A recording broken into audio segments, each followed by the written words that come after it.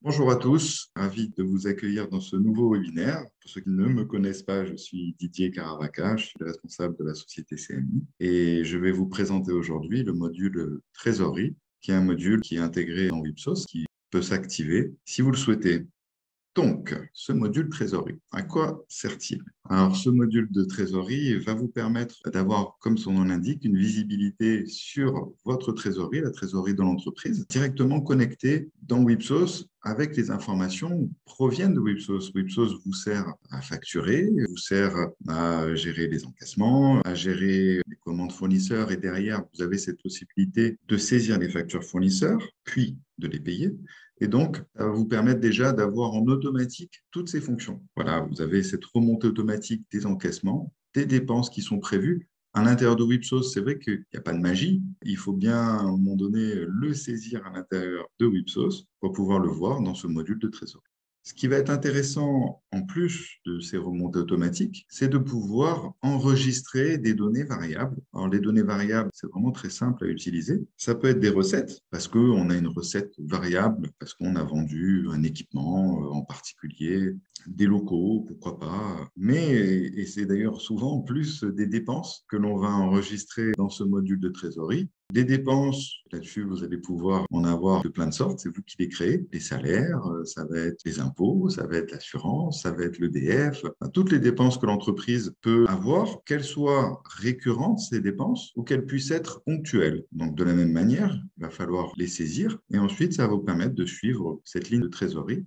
Je parle aussi de ligne de crédit, puisqu'on est en capacité de dire, ben voilà, alors au début de l'année, on va rentrer un solde, hein, un solde de la banque, et peut-être qu'on fait appel à un crédit. Il y en a certains qui ont peut-être fait appel à des PGE durant la période du Covid. Voilà, ça fait partie des lignes que l'on peut intégrer dans ce module de trésorerie. Et ça vous permet d'avoir, de manière assez graphique, hein, on va le voir ensemble, l'évolution de votre trésorerie. Alors, on va jusqu'à 4 mois, hein. Je l'ai précisé ici. Généralement, c'est difficile d'aller plus loin, même si on peut, au niveau des encaissements, si on génère toutes les factures de contrat qui vont arriver jusqu'à la fin de l'année. Mais après, en termes de dépenses, on va pouvoir générer les dépenses qui sont récurrentes, comme les salaires. Mais par contre, après, tout ce qui est achat de matériel, ça se fait au fur et à mesure. Donc, on a estimé qu'une visibilité sur 4 mois, c'était quelque chose de réaliste. Alors, je vais ouvrir un environnement Wipsos. Voilà, on a Wipsos qui s'ouvre. Et donc, lorsque vous activez le module trésorerie, alors pour rappel, hein,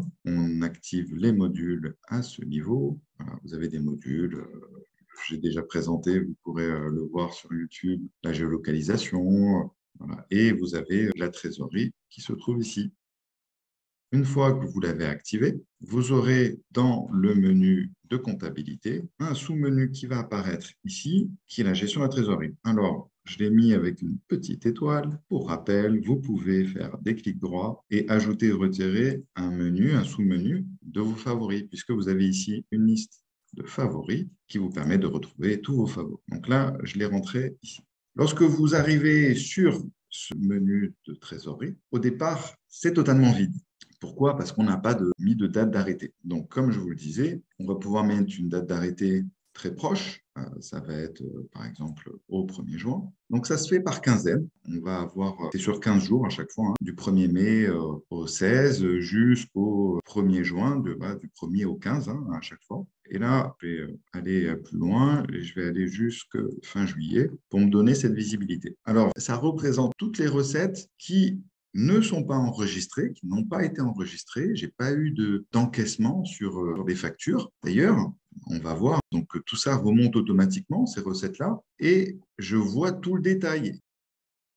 Une fois que j'ai fait une date d'arrêté là au 30 juillet, automatiquement, Wipsos me permet de voir toutes les recettes hors prélèvement. Donc, dans les recettes hors prélèvement, évidemment, j'ai les factures. À tout moment, je peux voir le duplicata, voir l'original de cette facture pour ce client qui devrait donc être encaissé ici entre le 16 et le 31. Là, on voit bien que cette facture de la mésangère, elle devrait être encaissée entre le 1er juin et le 15. Donc, ça va en fonction de la date d'échéance faire rentrer prévisionnellement, en tout cas, ces 18 975 euros. Et de même, ici, à partir de mi-juin, j'ai la ville de Tremblay qui devrait me régler 33 429 euros. Donc tout ça, il n'y a rien à faire. C'est totalement automatisé et ça provient de Wipsos et de votre quotidien, de vos facturations. On a les recettes hors prélèvement, mais ici, on a les prélèvements. Les prélèvements, vous savez bien que c'est soit sur des factures,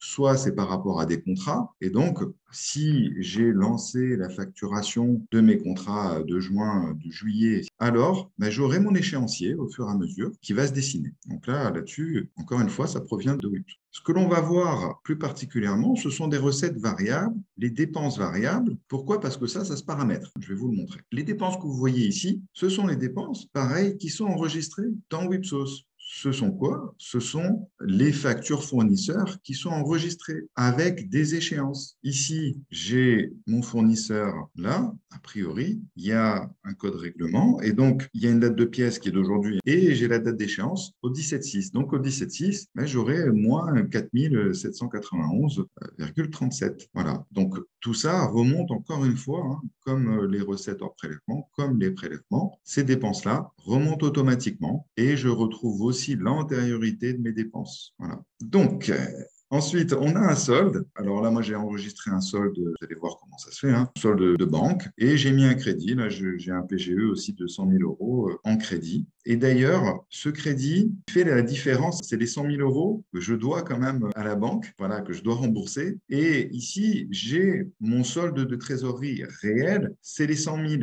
Si je regarde ma réserve de trésorerie, il ajoute mon crédit PGE. Voilà. Mais réellement, parce qu'il va falloir bien que je rembourse à un moment donné ce crédit, mon solde de trésorerie est de 103 000 euros. Donc voilà, hein, c'est tout simple. Ça permet vraiment d'avoir ce solde de trésorerie qui évolue en fonction des recettes qui vont arriver, des dépenses qui vont arriver. Alors, je vous parle depuis tout à l'heure de tout ce que je peux paramétrer et je vais vous le montrer. Donc ici, avec le petit engrenage, vous accédez aux données variables. Donc là, pour mon exemple, encore une fois, j'ai saisi donc des dépenses. Bon, j'avais mon crédit, hein, mon PGE, voilà, 200 000 euros. J'avais le S, le solde. J'ai mis quelques dépenses. On va en rajouter une. Donc, par exemple, là, j'ai ma complémentaire. Je vais vous montrer cet exemple. La complémentaire, j'ai dit que c'était une dépense. C'était un montant annuel de 4 000 euros récurrent et ça se payait trimestriellement. Ensuite, le logiciel me fait le calcul. Donc là, par exemple, cette complémentaire, si je vais dans les dépenses variables, voilà, il me la met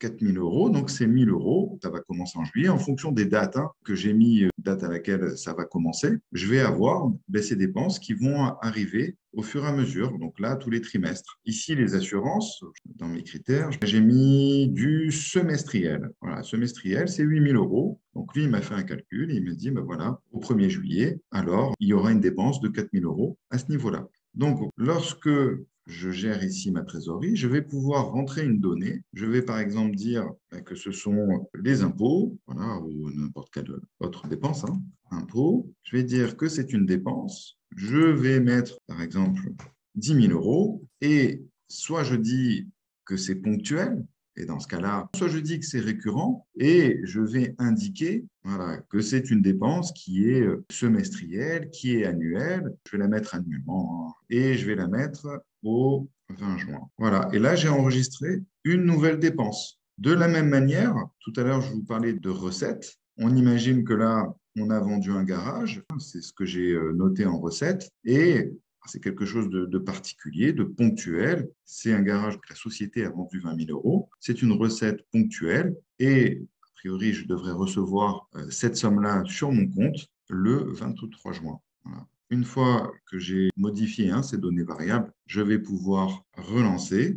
Et dans mes données variables, maintenant, j'ai mon impôt qui est arrivé. 120 000, ah oui, je croyais avoir mis 12 000. 120 000, alors de suite, ça va mettre une claque à ma trésorerie. Hein. Ce n'était pas prévu à ce montant-là. Mais voilà, je vois ici de suite que si je veux rester sur ma lancée, il va falloir que je trouve des recettes en face. Donc, je voulais vous montrer la recette variable. La vente du garage, elle est de 20 000 euros. Et elle arrive le 23 juin, donc entre le 16 et le 30. Alors, Vous l'avez vu, hein, c'est vraiment quelque chose de particulièrement simple à utiliser, hein. Une fois que l'on a paramétré tout ça en début d'année, ça va tout seul. Après, on va pouvoir rajouter ponctuellement des choses. Voilà ce que ça va pouvoir vous apporter. Notamment ici, un graphe qui va me permettre de voir où est-ce que j'en suis. En mai, j'ai une trésorerie qui est à 200 000 euros, tout va bien. Et là, j'ai mes recettes, j'ai mes dépenses, et au fur et à mesure, je vois que ça fluctue, et ça va me permettre de voir mes courbes. Et là, on voit bien que j'ai des dépenses importantes grâce aux 120 000 euros que je dois en impôts. Ça fait beaucoup quand même par rapport à mes recettes a priori. Voilà de manière très simple comment avoir une vision vraiment globale de sa trésorerie. Ici, dans le dernier onglet, les critères, vous allez pouvoir paramétrer des choses que vous voulez voir ou pas. Donc, on peut, pour les clients, prendre en compte des avoirs ou pas, prendre en compte des factures exclues des relances. Voilà. Si à un moment donné, vous excluez certaines factures des relances, alors ça n'aura pas d'impact sur votre trésorerie. Et ici, vous allez pouvoir aussi trier les codes risques. Alors, je ne sais pas si vous les utilisez, mais quand vous faites un encaissement, vous allez pouvoir saisir un code risque sur une facture. Et donc, les codes risques à exclure lors de ces calculs de trésorerie. Ça peut être intéressant justement de se dire, ben voilà, et si je ne touche pas cet argent-là de ce client avec lequel je suis en délicatesse, alors qu'est-ce qui se passe au niveau de ma trésorerie? Est-ce que je suis en difficulté ou pas? Et de pouvoir peut-être appeler la banque en disant, voilà, est-ce que pour avoir une ligne de crédit supplémentaire? Pareil pour les fournisseurs, prise en compte des factures bloquées ou pas. On peut bloquer des factures et encore une fois, je peux décider de les voir ou pas dans ce module de trésorerie. Gestion des antériorités avec un détail. C'est vrai qu'ici, vous l'avez vu notamment dans mes recettes antérieures, mes 8 milliards que je dois toucher un jour peut-être. L'antériorité de mes dépenses ici. Donc là, à chaque fois, hein, on peut aller vraiment dans le détail. C'est ni plus ni moins que ce que vous avez enregistré dans Wipsos. Et donc là, je vois pour Alcatel, voilà toutes les pièces, toutes les factures qui sont enregistrées et que je n'ai pas payées, hein. Pour être clair, là, ce sont les factures que je n'ai pas payées pour mes fournisseurs. Dernier critère, alors, c'est les TVA collectés, TVA récupérables. Vous pouvez avoir en fait deux lignes de plus en fonction des TVA collectés, TVA récupérables. D'un côté, vos clients, vos fournisseurs, quand vous enregistrez les encaissements, vous avez obligatoirement les TVA qui se calculent. Je vous remercie de votre présence et de votre écoute et de votre confiance de manière générale. Merci à tous, passez une très bonne journée. À bientôt.